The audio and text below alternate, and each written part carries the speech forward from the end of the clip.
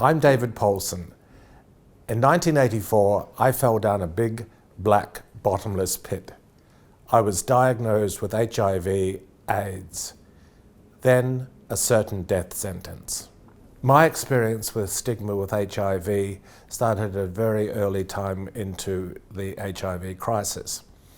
I was hospitalised with a condition that wasn't related to HIV, but I was had 6 red tags put all over my body, in various parts of my body, and I was saying HIV.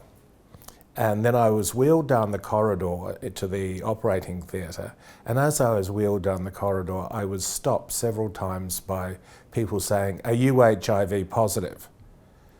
And yes, it was fairly obvious I was labelled as such. Then I got into the theatre, had the operation, and came to in my room. I had a private room, and I heard this noise, and I thought it was the nurse coming in, so I sort of looked up and I could see no one in the room, so I thought, oh, that's odd. And this noise continued. And then I looked down at the door, and there was my food trolley, my food tray. The person delivering the food had opened the door, slid the tray through and shut the door. They wouldn't come in. I was in hospital 3 days, and that happened every single day.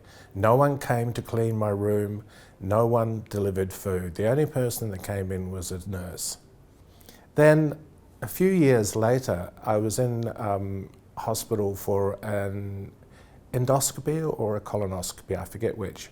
And I was in the operating room, the prep room, and the anaesthetist came in and he said to the nurse, "Lock the door." And she said, "Why?" He said, "I don't want anyone coming in here and bumping me and getting blood over me and getting AIDS." I was absolutely devastated.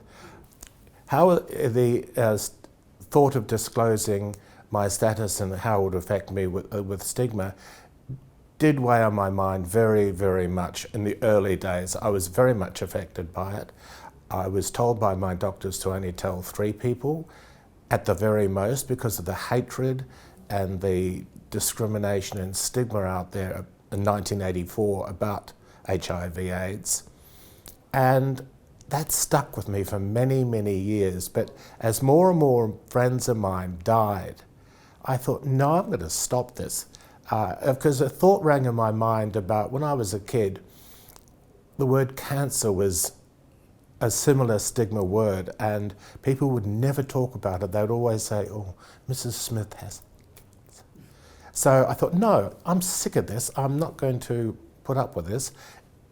So I came out as HIV positive fairly early, and it didn't worry me. I thought, no, they have to know, and I still believe that today. The more you talk about it, the less stigmatized you will become. Being resilient to all the factors of being HIV didn't come easily.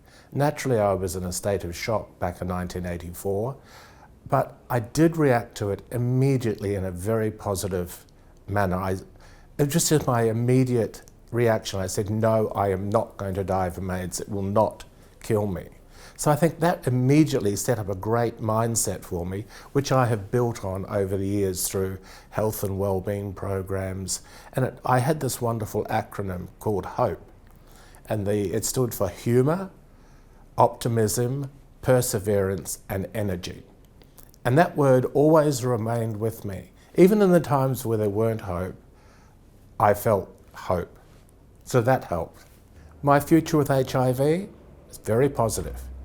HIV is not my problem anymore.